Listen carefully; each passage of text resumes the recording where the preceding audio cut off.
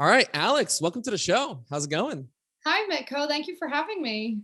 I know I'm super excited to have you here. So the way that we connected was my friend Omar messaged me and he said, "Hey, I think you should meet Alex. I think you should have her on your show. She's done $1 million on Fiverr." And I was like, "Okay, this is interesting. Let's chat." So yeah, I'm super excited to have you on here and to talk about your journey with freelancing and all the really cool things that you've done on Fiverr and beyond Fiverr. So I'm excited to be here to chat about it. Love Omar. He's the best. So he told me about you as well. So I knew this was a good pairing. perfect. Well, okay. So before we kind of dive into any of the freelancing stuff and any of that, I was doing a little bit of research on you before we hit record, and I ran into a very interesting thing that you said in an interview. So, in an interview, you mentioned that probably the craziest thing you've ever done was that you were hired by a British royal family member to edit the texts that they were sending to their girlfriend. Is that Girl, correct? girlfriend or boyfriend, I could not, there was no like pronouns. I didn't know if it was a man or a woman who was messaging me. So Oh, it was more like generic, but it was definitely apparent that it was somebody in the royal family. wait. So, okay, you don't have to say who it is, but do I you don't think know. by any, oh, you don't know? I was going to say, did No. they by any chance have like, a documentary come out with Oprah recently? Was it one of those? Oh, well, this was 6 years and 5 years ago now. So it was long before Meghan Markle existed and everything. Mm, So it definitely had nothing to do with her. It sounded to me like it was a woman's text that I was editing that she was sending to a boyfriend. But I don't think it was like a high up prominent one. I think it was one of the more like peripheral of like the 20 of them one of is the what peasant royals? yeah, is what I could Yeah. kind of get from the text messages. It was definitely somebody who seemed unwell, a little unwell, or just needed, I think, some help. So was the person who hired you the royal, or was this somebody else who was like, listen, I'm talking to a royal. I No, need it to make was sure this is buttoned up. it was the person, and it's actually quite funny because I've gotten a few very high profile clients, a bunch, and I can't say, but since Fiverr's anonymous, they all use Fiverr because they don't want it like getting out. Oh. So it's kind of like written into Fiverr that I can't say who, or I would get in trouble. And I slipped up once, and I mentioned a high end jeans company that I worked with, and I almost got in a lot of legal trouble for it. So I know So better now, but yeah. that kind of stinks though. I didn't know that about Fiverr because obviously one of the really nice things that you can do with like, saying that, hey, I've done really good work is, you say, I've worked with XYZ company. Like once we worked with an agency that I was helping my friend run. We worked with Swarovski crystals. And even though it was a very small thing, we were like, we've worked with Swarovski, like it was Of everywhere. course. Yeah, I know that's definitely a setback with it. I had like I can't say, but like I wrote a press release for like a really hot like prominent guy who's an entrepreneur right now and on Clubhouse a lot, wink wink. And I got to write his press release, which is really cool, but I can't say. Awesome. Well, you'll tell me off air, and then Yeah. that's Yeah. so. Before I'm curious, so I know that you got started when you were just 22 on Fiverr. What were you doing beforehand? And I know that you kind of quit your job and then jumped into Fiverr. So what were you doing before you quit your job? And then like, why did you quit? Because it sounded like you were just one day you were like, I'm done. Yeah, so I started working when I was 21. I graduated a year early and I went to work in Albany in politics. So I was doing like writing for politicians and stuff. And actually, then even 21 into 22, I was on Fiverr, but I was taking it so not seriously. Like I was doing an editing order here and there. That's when I got that crazy text message editing order. And I wasn't taking it seriously. And, I was like, oh, I'm making $40, $50. Who cares?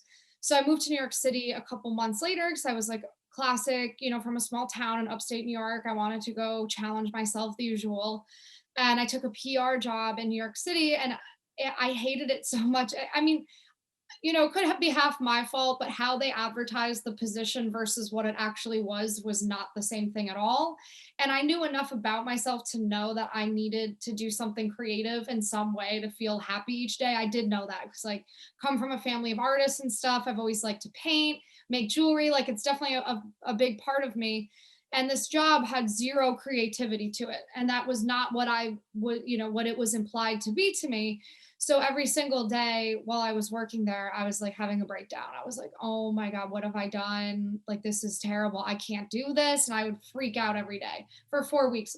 Every day I would freak out. And then I eventually just quit because my brain like couldn't go on another day with it. It was making me so upset. And I quit. I always say to people, that's the best thing I ever did. And that's why I now get on social media and try and encourage people to take risks and stuff because it definitely paid off for me. You mentioned that your family are all artists and that you see yourself as a very creative person. Where do you see the similarities or the overlap with art and like entrepreneurship? Oh, it's a great question. Well, I mean, first and foremost, I'm selling a form of art. I'm selling my writing. So, that's a big part of what I do every day now as a writer is I get to have that like creative outlet with it. But yeah, I mean, I feel like being an entrepreneur is a very creative thing because there's no rules, there's no framework or anything, or there's one answer to this or one answer to that. There's 50,000 ways to do everything. And it's kind of up to you as like the artist to paint it however you want to paint it. And I think that's also what makes being an entrepreneur scary because you could think you're doing it right or you're doing well, but someone else's opinion could be you're doing it wrong. And you're kind of like opening yourself up, I think, for criticism, which any painter, when they're done with their painting and put it up, everyone reserves the right to say, oh, I like that, or oh, it's terrible. And I think that's being an entrepreneur every day. Yeah, I totally agree. It's funny that you say that because so by the time that I dropped out of college, I had collected the most credits in art history, which is not something I planned on doing. But that's kind of like what I say is and this I probably someone else has said this before me, but like I always say, entrepreneurship is the art of solving problems at scale. So for me, it's almost like a business is one of the most beautiful pieces of art because like it goes and does its own thing. Do you know what I mean? So I totally agree with that. I love that. That's exactly right. It's like a living, breathing entity almost. Yeah. It's great. I love all things business. I think it's amazing.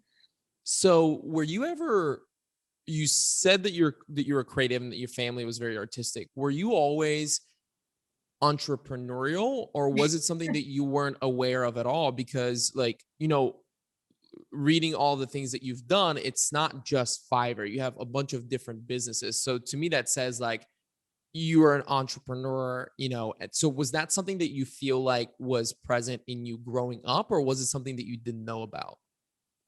Both, because now when I look back on it, I see where it was blaringly obvious at age 5 that this was me, but I wasn't aware of that. So I tried, I had 2 corporate or whatever jobs that clearly did not mix with me. And that's kind of why now I'm starting to get very vocal about our education systems and everything and how they don't set us up to like be in touch with what we should actually be doing in the world. So like I'm Mhm. definitely becoming very passionate about that because I wasn't aware of it. But I mean, when you look back on it, I was, at age 5, I was making necklaces and trying to get my parents' friends to buy them when they turn around at the parties. I ran like my mom's garage sale when I was 13. And oh, this is my favorite one.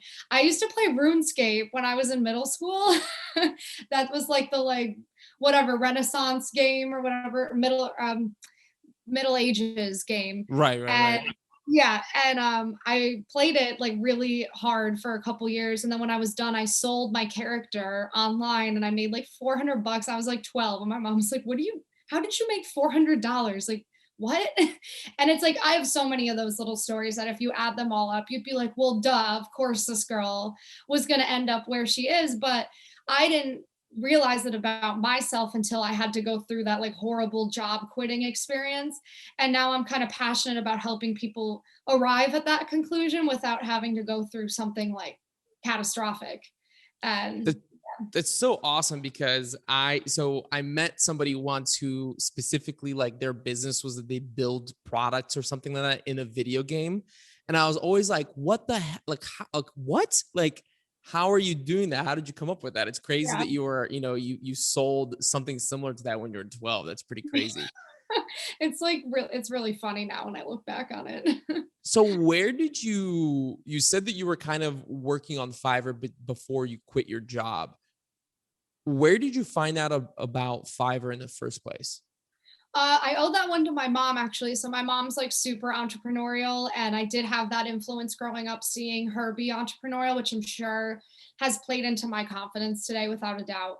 But she was, so when I was working this job when I was 21, I was just like basically probably complaining to her saying, yeah, I'm not challenged enough, because I felt like really, not satisfied at this job. So it was just like a very standard, not challenging job. So I was probably complaining to her about it. And her friend had told her about this freelancing sites, which is Israeli. Many people don't realize Fiverr is Israeli. And he was like, yeah, I've heard of this Israeli freelancing platform. It's based on $5. And so my mom, she's like, Alex, why don't you go check this out if you're so bored every day? Like, why don't you go, check this thing? I was like, oh, all right, mom, whatever. She was living in Florida at the time. So I logged on one day while I was at work in Albany. And I remember just seeing this site and being like, okay, only $5. I don't care. I'm 21. That'd be cool if I can like buy a free shirt every month with $5. Why not? And I put like zero thought or skill or anything into it. I was already writing and editing at the time at my job. So I was like, no, I'm qualified. People always say to me, like, oh, how do you know you're qualified? I'm like, you never actually know that. You just do it. And yeah, I started editing $5 flat rate, like for anything. People could send me a sentence, they could send me 10 pages. For $5, I was like, I'll edit it for you. And I loved it. I thought it was great, but I wasn't in tune enough to know, like, oh, this is my calling. I still went on to that next job that then, exploded basically. Hmm. So why, when you said that you quit your job, you had that day when you were like, hey, I'm done. I can't go forward any further. Um, why go on to work fully on Fiverr instead of just getting another job that you felt like was better for you? Yeah, it's like, I sometimes wish I could go back in time and remember these thoughts better because I didn't know at the time it would become like critical in my story. I just remember just generally feeling like I didn't want a boss again. And no hate, I had some amazing bosses in Albany. They're my friends now. I love them to death. They are amazing people. But I recognized in myself that I did not thrive in a like scenario or an environment where someone else was telling me what to do. Because I'm one of those people, A, I just don't do well if you tell me what to do. I'm just classic. I just don't do well with that. But B, I'm also someone I always have ideas for things. So I really hated being in these environments where I'd come up with all of these great ideas and they'd get shot down. And I'd be like, well, this is so counterproductive to like my potential. Like you're shooting my ideas down, but these are great ideas. And that it was kind of that situation where I was like, I do not thrive in this type of arrangement. So maybe I need to try something else out.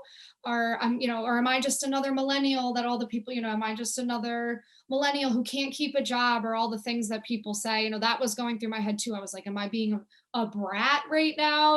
Like, what's going on here? Because I've always been a great worker type of person. I love to work. So I was like, that's not my problem here. What is my problem? And I mainly just got on Fiverr that night because I had nothing else to do, like nowhere else to turn. I didn't really put that much thought into it. I was like, I have this Fiverr site, let's check it out.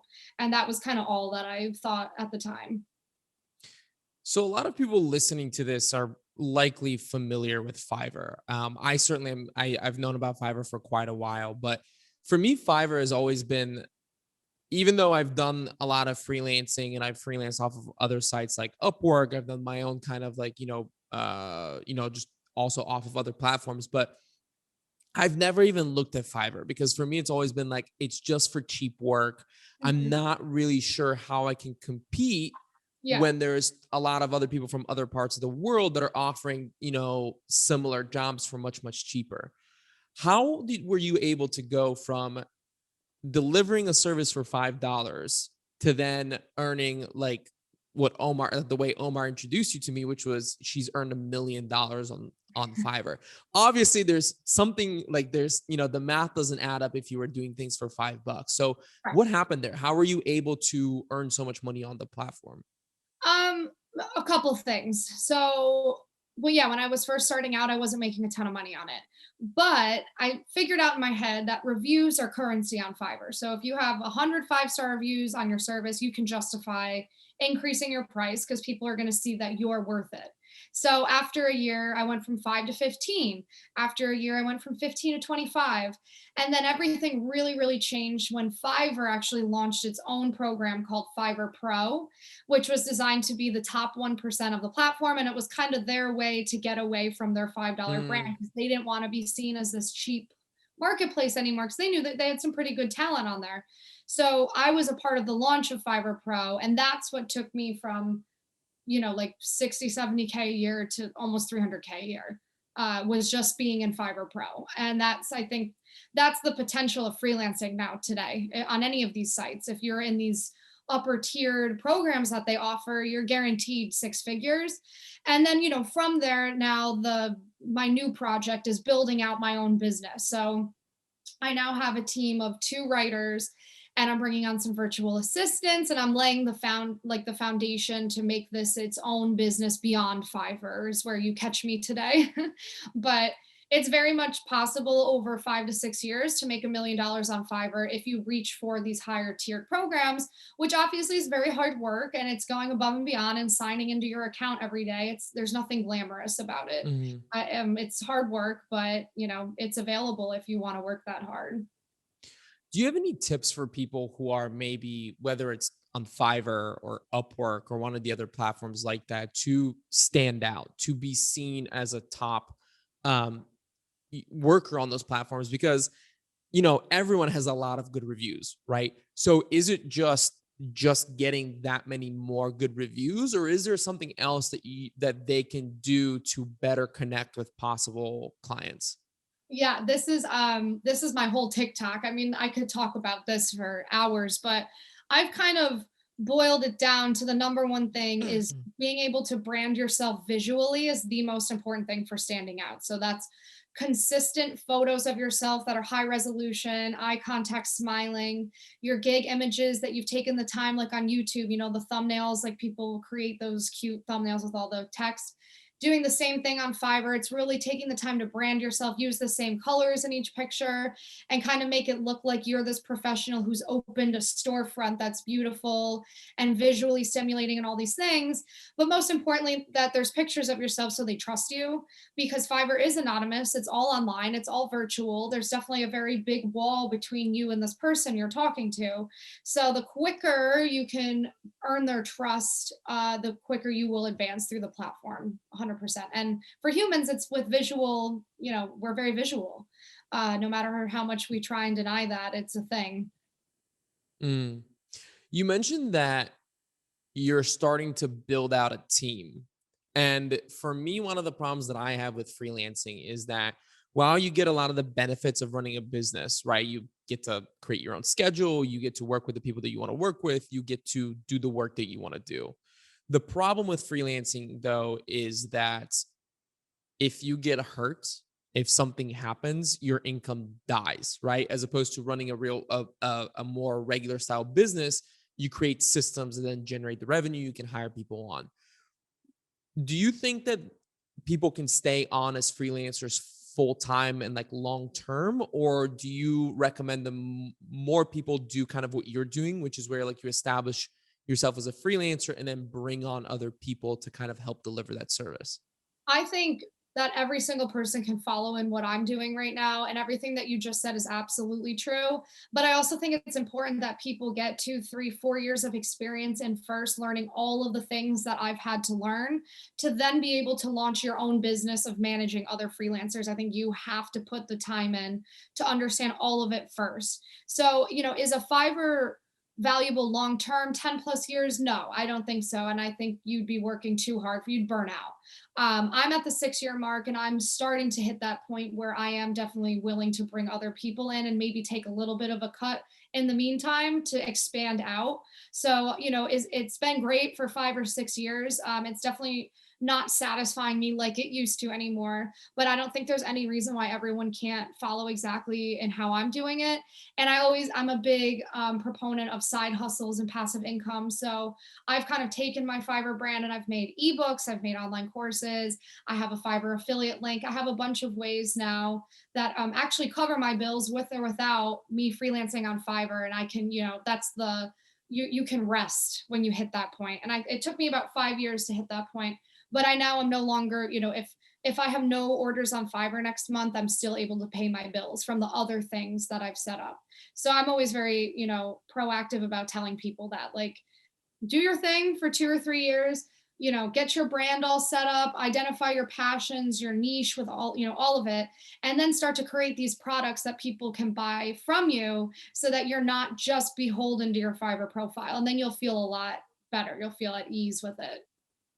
Yeah, I think that that's something that personally I had a lot of problem with in terms of like freelancing on like Upwork or Fiverr or something like that. Is like I didn't see the big picture. Like Yeah. for me, for my personality, in order for me to go into something like full steam ahead, I need to almost see like where's like the light at the end of the tunnel, so to say. And I never really put together this like, hey, yeah, I'm going to be a freelancer for 3, 4 years, and I'm going to be doing all the work myself, but in 3, 4 years, I can hire on people. I can build a business off of my freelancing service. And I think that this is something that a lot of people struggle with is that they say, well, I don't want to trade time for money. Like I want more of like a passive income thing. And they don't necessarily figure out that like you can't just go to that, right? Like you need to start first and then eventually that's available for you in a few years. 100%. And I think that is a big problem with young people slash millennials is the instant gratification that we all want and expect from everything. Being a generation that's on social media all the time, it's like we want our product and we want it in less than 2 days on Amazon Prime. And I'm guilty of this in a lot of ways, being a classic millennial. But yeah, I think when it comes to something like building a business out, there is no shortcut to it. And no matter what you do, freelancing or not, you have to put your time into anything that's worth having. I've yet to see someone just disprove that. So yeah, and people do say like, oh yeah, I want the passive income products. And I'm almost like in my head, you have to earn those, in my opinion. Like, oh, okay, why would someone buy your ebook? Why would someone buy your online course? What have you done? What are you here to share? And I believe everyone has something to share. I think every single person could have their own ebook and online course. I don't think it's just reserved for a select few, but I think you have to get to a point where you earn that. And you have to do your time first for a couple years to be an expert in whatever it is you're going to teach. And it could be anything. I mean, these people I follow on TikTok are so amazing. It's like I'm the freelance girl, but I follow people who are teaching me about YouTube, affiliate marketing, paid ads. Like it can be anything you want it to be. It could be making avocado art, whatever it is, you can teach it, but you have to get the experience first. You said that when you started on Fiverr, you immediately kind of niched down to doing writing gigs. And one of the things that I've bumped into when I'm like coaching people or talking with people is that not everyone knows what they want to do, right? They kind of like, well, I like to do this and I like to do this and I could do that. Do you think it's okay for people to get started doing a whole bunch of different things? Do you think that they need to niche down at some point? Or do you think I guess this is kind of like a loaded question, which as a podcaster, you're not supposed to do. But like, my thing is like, do you think you're able to build a successful business doing just general things? And if not, is it okay for people to start general and then niche down? Or would you say, no, niche down from the very beginning and stick with it? So I would say you have to niche from the beginning just based on a basic algorithm understanding. Fiverr runs on an algorithm just like TikTok, just like Instagram and everything else. And these algorithms come to identify you and your profile and your services being associated with certain topics and things. The algorithm can't understand that you're someone who does 1,000 things, you're a jack of all trades. Like the algorithms don't recognize people in that way. They come to know you as the writer, the editor, the whatever, and then you become more effective in the algorithm. Same thing on Instagram, same thing on Facebook. So I would say to people, if you want to explore what you're passionate about, just do that before you make a Fiverr profile. Do free work for people, like make a logo for your mom, offer to write a blog for a business down the street for free. Like there's no shortage of people who need free digital marketing help in the world. Like I promise you, you can call up any local business and they will accept your help for free. But I would kind of explore on your own. And then once you start to realize, hey, I might like this graphic design thing, maybe take one graphic design online course just to get the basics on the software you should be using, do a little more practice, and then go on Fiverr and open all of your graphic design gigs. Because no, I don't think your profile will be taken as seriously if it's half graphic design, half writing. People will say like, well, they're not an expert. They're just, dabbling in everything. So I do think you have to niche from the get-go, but just, I say to people, do free work. I mean, they always want to think they'll be paid. There's no harm for a month just testing stuff out. I also think that like I am not a big fan of this whole like passion talk because everyone is like, do something you're passionate about. And to me, that puts a lot of weight on like and expectations on finding something, right? Right. While I am kind of more in the camp of like, you'll become passionate about whatever people tell you you're good at, right? So if you start with like, we all have interests, so definitely do something you're interested in or something that you like doing, but don't necessarily put so much pressure on yourself to look for your like one true passion because like that will develop the more that you do it and the more that people tell you you're good at it and that you see that you're doing good stuff, like that kind of develops. Yeah, I know, 100%. Sometimes I use the word passion for lack of a better word. But no, yeah, I always say to people, sit down with a piece of paper and a pen, and maybe for an hour, write down 100 things that you like to do or that make you happy. And then take those 100 things and try and group them on another sheet. And what group is huge? Is it all related to art? Okay, well now we're heading somewhere. Is it all related to gardening? Okay, well we're heading somewhere. Maybe Fiverr then won't work for you, but now you love gardening. And I always say to people, kind of do that like brain exercise where you get to just know yourself better and what you like to do. But I totally agree. I think you end up loving things that you do that you're good at. I think a passion is almost a passion because you're good at it. So yeah, I agree with what you said with that. Yeah, we all like being told like, "Hey, you're really good at this," and all of a Yeah. sudden, it's interesting how you're like, man, I love doing this." Yeah, It's like totally. so. You, when you were working on Fiverr, how many hours a day would you say that you were working? Like, what did a regular day look like for you? So it's changed every year, but in that first initial year, not the editing year, like when I did it full time after I'd quit my job, uh, it was out of control. There were like 16-hour days. It was crazy. I was definitely working probably 60, 70-hour weeks. But I didn't care. I'll always say to people, they'll get all worried about that part of it. And I'll say, you don't really mind working 70 hours a week when you freaking love what you're doing. I can speak firsthand. If you're working for someone else and you hate what you're doing, and they ask you to work 70 weeks, it's terrible. But if you actually truly love what you're doing, you love the service you provide, you love that you're helping people, you love being your own boss, you won't care. You really won't. Maybe after 3 years of it, yeah, then you start to burn out a little bit and then you start to create these systems. But at first, I always tell people, don't let that be what scares you, that I was working 16-hour days. It was great because I was making my bills and I was my own boss. Was one of the first probably digital nomads that everyone in my life knew, and I was happy with it. Yeah, it's interesting you mentioned being like one of the first digital nomads in like your family or like your friends because we Yeah, were the same with like my wife and I, and it's like everyone's like, "You're doing what? Like what you're gonna?" yeah. I don't know. Like my wife's dad, my father-in-law. We just got married, so I'm still getting used to saying my father-in-law, but he always says that like one of the weird things was he got a picture from my wife where we were in Belgium at a coffee shop and she said she sent him a picture saying like, "Hey, I'm just like, working or whatever." He goes, "That's not working. You're doing something else. I'm not Oh quite sure what that yeah. is." Oh my gosh, I can't tell you. I could go on all day about what people thought I was doing. With me and my laptop traveling, I think nobody thought anything productive was happening. And Mhm. yeah, in 2018, when that a CNBC article came out stating that I had made 150K in 6 months, it shocked a lot of people. Mm. Shocked. So people were like, "Wait, you're not just a trust fund baby. You're actually like making money."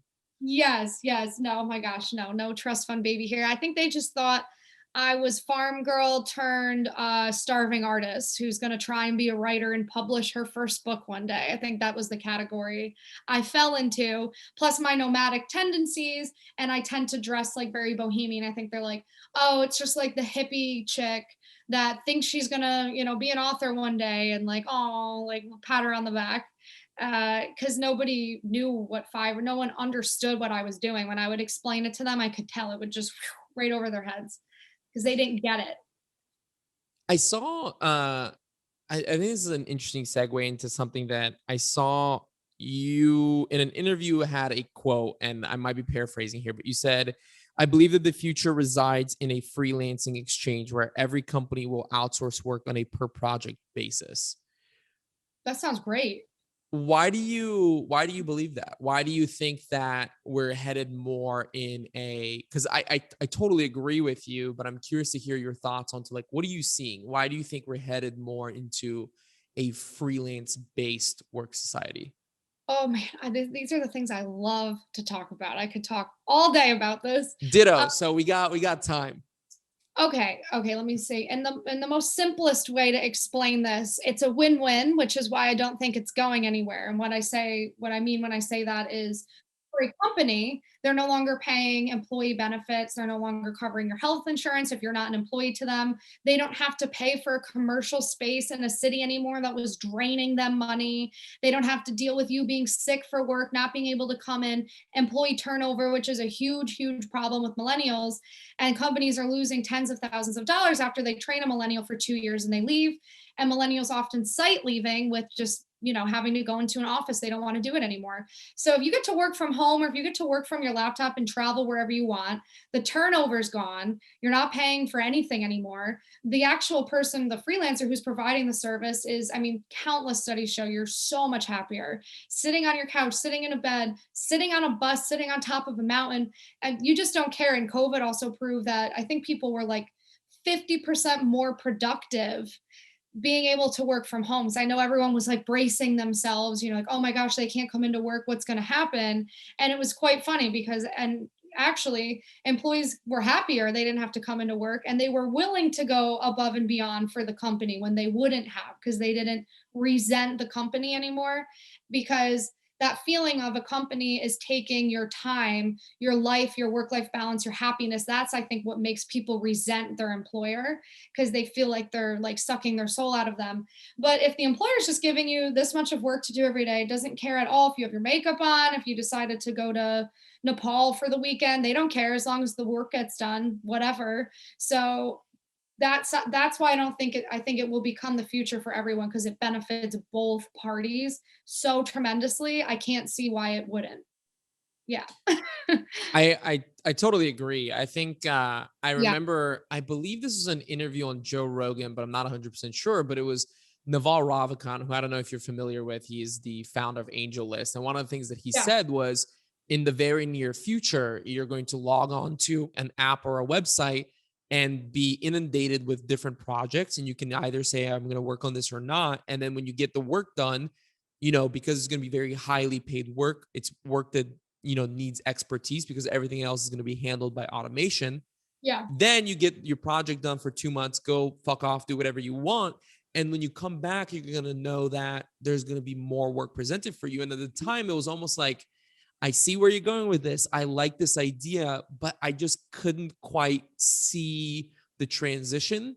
And then COVID hit. And then now I think it's just COVID did a lot of really terrible things, obviously. Mhm. But I think that it solidified this idea of remote work is here. It's here to stay. It works. And it's, like you said, mutually beneficial for all parties. 100%. And I also talk all the time about freelancing news and like what's happening in the industry. And I've never seen so much activity as I'm seeing right now. Fiverr and Upwork are about to have a lot of competition for the first time. There's new sites popping up. There's new softwares that freelancers are going to be able to use to run their own businesses, which is Mhm. amazing. And the biggest news of all, which is LinkedIn launching its own freelancing marketplace in September, is going to change everything because they're a social media site with 600 million, 500 million daily users, something crazy. Fiverr has maybe like 4 million daily users. So LinkedIn coming into the game, if they do that, of course, Facebook's going to have to launch their similar platform. Can't have that. Right. So it's about to just explode, I think. And I'm telling everyone, get in. If you want to do this, get in now. Get in Right. now. Be one of the first people to use that LinkedIn marketplace, because you will get the seniority, bonus. Do you recommend that people, say like, hey, I'm team Fiverr and I work on Fiverr, or I'm team Upwork, or I'm team like LinkedIn or whatever other software? Or do you say like be everywhere? I tell people to be everywhere, and I think they think that I'm the Fiverr girl, or that Fiverr pays me to do any of this. And oh no, they pay me nothing, and often they don't want to align with me in any media way. So I'm a free agent over here, and I just happen to have had success on Fiverr. But a lot of what I'm sharing, you can apply to any freelancing site, not just Fiverr. So I tell people, guys, like, don't put all of your eggs in one basket. Maybe Fiverr isn't for you. Like, also sign up on Upwork. I did too when I first started, and they have more options today. This new site coming out called Contra looks really interesting. I've been talking with them. They're going to have a 0% fee on their sellers. Fiverr has 20%, so that's going to be very interesting. And they're just launching soon. I say, guys, go make a profile on this brand new site. It hasn't even launched yet. Like, this is amazing. These opportunities that you're about to have. So I tell everyone, get out there and try everything. Fiverr is not the end all be all. I just happen to know a lot about it. Yeah, I couldn't agree more. I love this idea of, having different like avenues of marketing, right? So like look at it as channels, not like I'm a freelancer on Upwork, but use them Exactly. as like marketing channels. And maybe like, start with Fiverr, get a lot of reviews on Fiverr, figure that out, Yeah. get that to a point where you have a lot of business coming in from there, and then go focus on Upwork and build up that channel. So that way you eventually come to a point where the work's coming to you. 100%. And at the end of the day, when you're a freelancer, you're an entrepreneur. Like, you own what you're doing. So you don't have to just stick with one site. That's the whole point of all this, and going out on your own and not having the quote unquote, stability of a salary, is that there are no rules and you can do whatever you want. So I'll say to people, they're like, oh, I'm making $1,000 a month on Fiverr. That's not quite where I want to be. And I'll say, well, why aren't you also on Upwork? Oh, well, I was like, what? Well, if you made $1,000 on Upwork and $1,000 on Fiverr, suddenly all of your bills are covered and boom, you're all set. And there's no rule that says you can't be on both. So it's kind of up to you what you want your business to look like. What channels do you want to use? And I think that's what's so fun about it. It's totally up to you and whatever you want to do, however much time you want to put in, don't want to put in. It's totally flexible. Yeah, it's it's really interesting because you're saying a lot of things that I've been like, I totally agree with. And like, I've had conversations with my friends where I'm like, listen, like the way that we do work is done. And it's not over today, but it's going to be over in 3-4 years. And I love what you're saying about like, hey, get on there now, start essentially selling your services as a contractor. Whatever you're doing at work right now, great. Get on Fiverr, get on Upwork, get on these platforms, start doing it now, because your job is eventually going to cut you and want to use you as a contractor. 100%. No, I'm like screaming from the mountaintops. Like, if you go on my social media, it's almost like, Alex, chill. Like, I'm just like, guys, it's free to sign up on these sites. It might not always be free. If it becomes the norm, I mean, there will be so many changes that are going to come. So like right now, like, go take advantage of it. I could like scream it until my face turns blue, like, please. And especially, yeah, like, get on a Fiverr. It's great for a beginner. There's less pressure than if you're working with like a $10,000 a month client. So go on Fiverr, get the experience so you are prepared for LinkedIn in September, because you definitely want to have a few testimonials and you want to feel like you're ready to get a piece of that like LinkedIn market. I know I definitely am excited about it. So yeah, I'm like, I can't say it enough. Like, please guys, go do it. So we've talked a lot about like the benefits and all of the reasons why you should become a freelancer, but it's not all roses and rainbows. So what are some of the problems, some of the pitfalls or issues that you've experienced or found with freelancing that people listening can at least be aware of and be prepared for, if they do decide to go in that direction? I would say it's all, the downside of it is all rooted in the isolation, and you are a solo actor. And I think that can be very exposing and hard for people to stomach at first, especially if you're sensitive or you need to always like have someone who has your back or whatever. When you're first getting started, it's just you, it's just you out there. You don't have the coworkers to complain to. You don't have somebody to take the fall if you mess up. It is just you and the client. There's no intermediary anymore. And I think that can be what is really hard for people to deal with. And you also, you need to develop a thick skin because it is just you and the buyer will at times say horrible things to you because, some humans suck. Like there's nothing you can do. If you work with 100 people, probably 8, 9, 10 of them are going to be freaking assholes. Like it's just the law. Like, you can't avoid it. So it's kind of the mind game. There's mind games involved. Can you handle being alone at times? Can you handle criticism? Can you handle irrational people telling you you suck?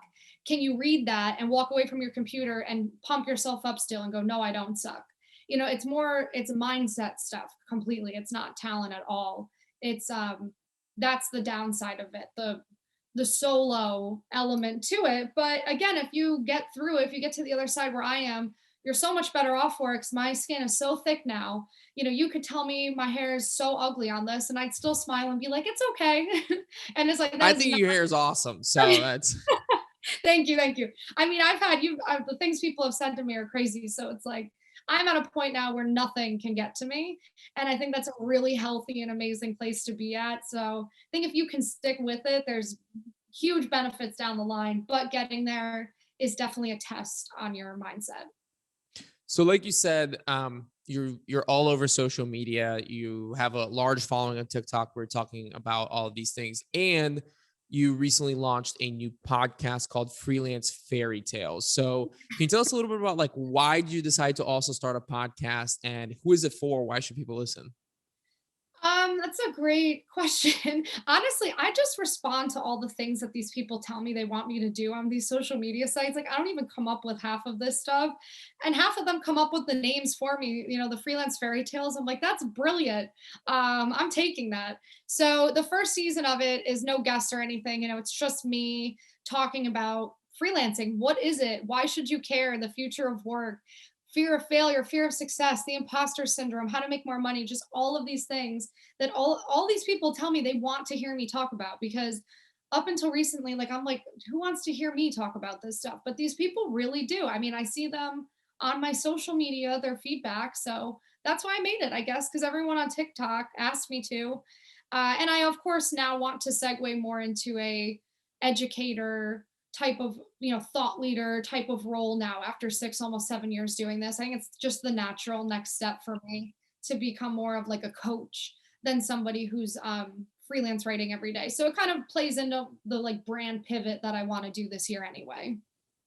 I know that you also do. So we haven't even talked about the fact that you have an app called iPop, which helps people find the best spots to take pictures Yes. in like any city. That's really cool. You have another business called I'm just trying to find it here, Campfire Trailers, which you renovate horse trailers, right, and make them into Yeah. bars, which is really great idea. Love all of that. If people want to find out more about any of those things, or I also know that you do some trainings around this freelance stuff, where can people find out more about you and find your other businesses and your other courses and stuff? So I recently had a beautiful website made and launched, and I love it to death. And it has all of this on it because I am confusing. I'm always doing like 5,000 things, but I think the website does a really great job of like kind of organizing all of it. And it's just alexfasulo.com. I don't know, maybe if you're gonna spell it or something. It's my last name, like really throws people Yeah, off. I'll put it on the show notes. No worries. Okay, yeah. Yeah, no, that's I think the best thing to go find. I don't have the campfire trailer stuff on that because that's more my mom's business that I help her with the marketing of. But we have a great Instagram, campfire trailers. It's great. I mean, that's another we've just been it's been a funny last year for us because my whole family, we've all unknowingly slipped into these industries that have become even more valuable post COVID. It's been Mm. really crazy. I'm sure you see like these mobile bars and food trucks have become like essential for COVID regulations and everything. So we've just been kind of like, this is all crazy, what is happening here? But very grateful. And yeah, my mom and I, we have fun doing that. Awesome. Well, Alex, I know you're busy. I don't want to take up any more of your time, but thank you so much for coming by. This has been a really fun interview. And yeah, just really looking forward to seeing what else you do. And if anybody's listening who's interested in freelancing, head on over to Alex's website. I do agree. I went to it. It's a great looking website. So I'm sure you can find everything that you need there. So, Alex, thank you so much for coming by. Thank you, Mitko. Thank you for having me.